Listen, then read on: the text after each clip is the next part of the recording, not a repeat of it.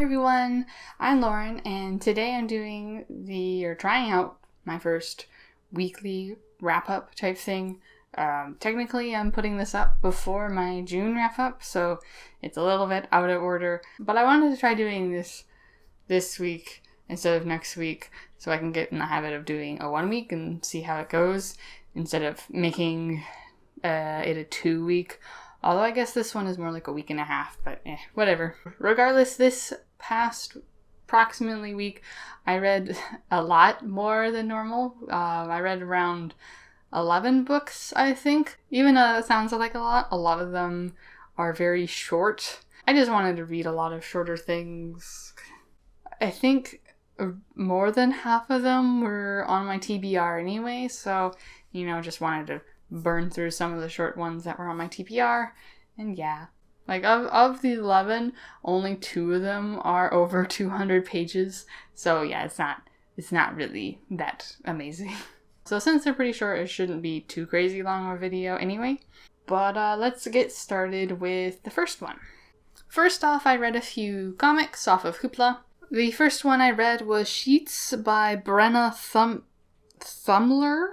This is like a middle grade-y graphic novel, comic, whatever, and it's about this girl who has to run this laundromat by herself, even though she's a high schooler. She's kind of bummed out about it, and she keeps on getting pestered by this guy to buy it out, and along with that, there's this netherworld.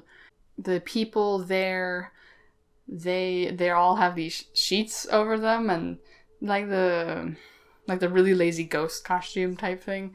And one of the ghosty people there is not really happy with his afterlife, and so goes off into the real world illegally, I guess, to try and figure things out. I don't really know. And of course they meet up and shenanigans and stuff like that. This one was okay. The art was fine, but the problem I had with it was just, it was kind of predictable and not particularly interesting. Like, it just had this story beats that a lot of other simpler type things have, so it's just, there was just not really anything particularly unique about it, so it was fine. It wasn't bad, wasn't great either. The other graphic novel I read the past week was Shuri, Volume 1, The Search for the Black Panther, and that's written by Nnedi Okorafor. I don't know who does the art and stuff, there were a few names. It is is it DC or Marvel? I think it's Marvel. And Shuri is the sister to the Black Panther, and this focuses on her, and she's trying to find her brother that got lost in a mission. And she has to combat with people wanting her to take up the Black Panther, and she has to help out or something. She doesn't want the responsibility because she doesn't want to let down her people, but she also really wants to focus more on finding her brother, that kind of thing. It's a short graphic novel, it's hard to explain. I really didn't like this, because I was going into it expecting that I could read it without having to read any Black Panther comics, but that is very, very wrong. It starts off right in the gate, like, she has these cool powers now because of these things that happened in these comics, and blah, blah, blah. I'm like, whoa, what? And this was just a page, like the first page, and all these kind of spoilery things for other Black Panther comics. So I'm like, okay, neat. That's a whole lot to drop on me. And then throughout the comic, there'll be these text boxes that will pop up and it's like, hey, if you want to know what this character is actually talking about, look at Black Panther blah blah blah comic or whatever. And I'm like, oh, that's lame. So it expects you to read other Black Panther comics first, and that kind of annoyed me.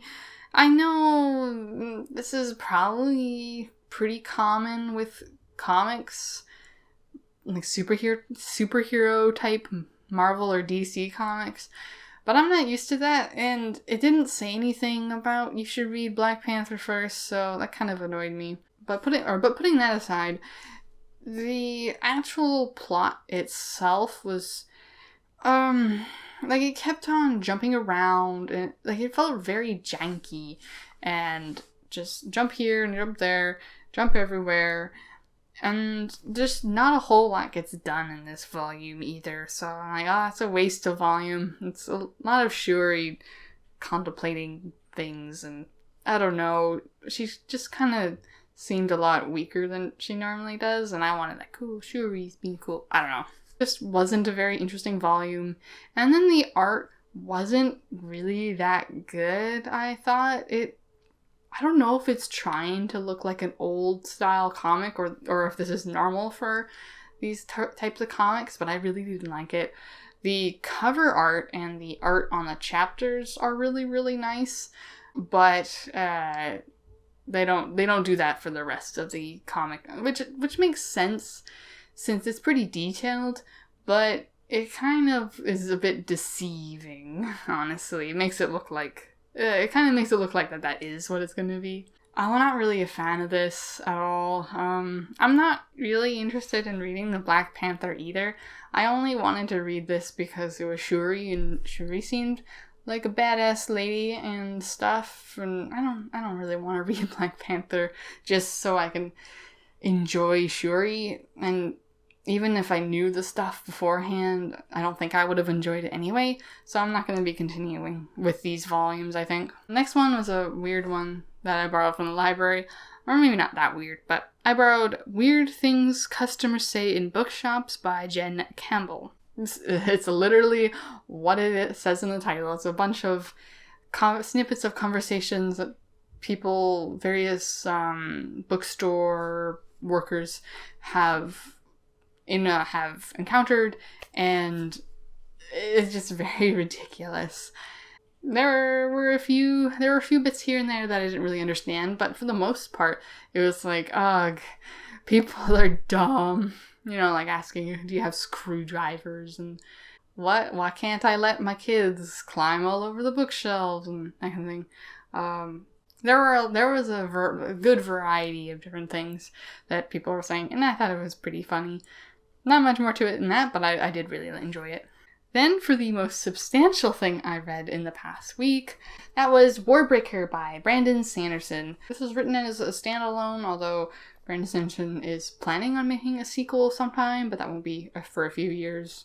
But it's a standalone, basically. This follows a few different characters, but it mostly follows two sisters, Siri and Vienna, I think her name is. They are both princesses. Vienna is raised to be the bride for the God King, and they've both been told all their lives that, you know, he's really evil, and you know, he'll eat people, and you're just kind of doomed if you go there, kind of thing. Maybe not eat people, he's awful anyway, is what they've been told.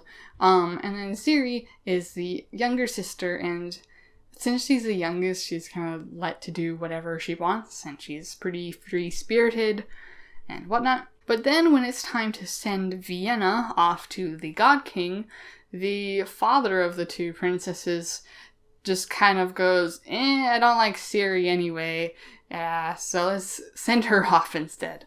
So Siri is sent off to marry the God King, and Vienna is distraught by this sudden change and decides to go off and try and rescue her sister.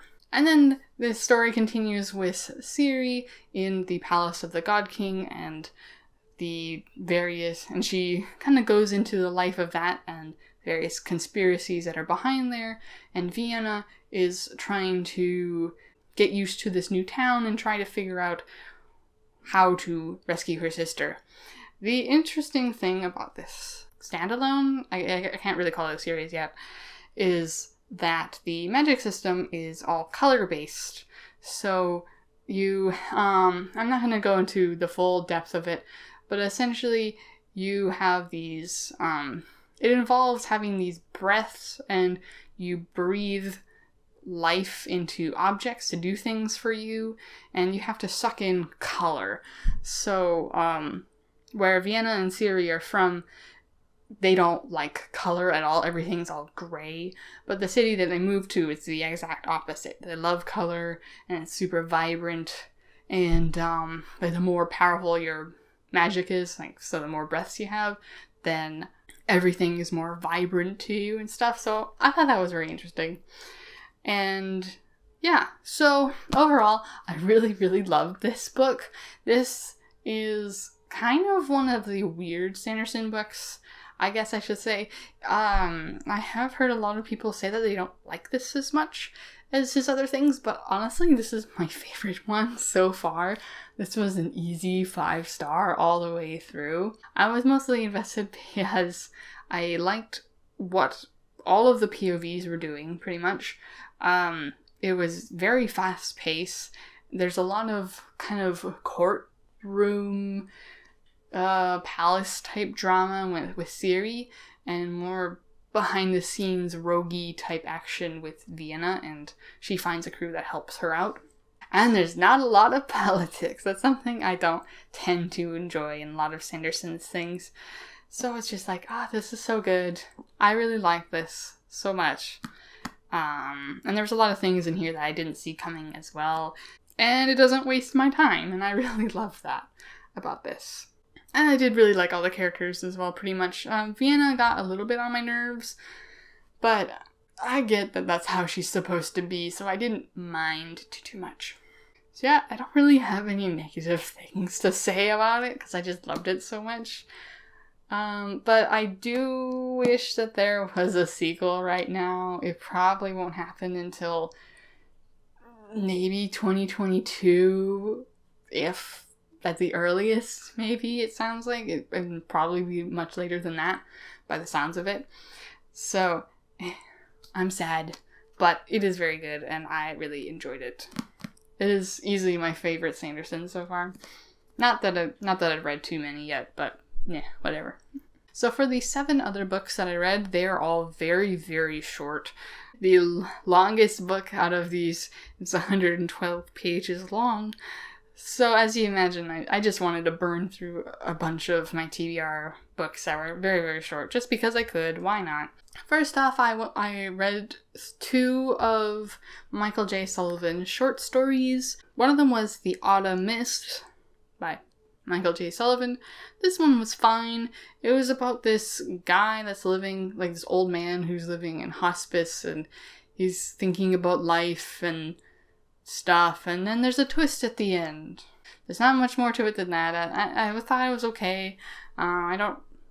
It's hard for me to relate to it, and it's a little bit too contemporary for my taste, I think. So, that's fine.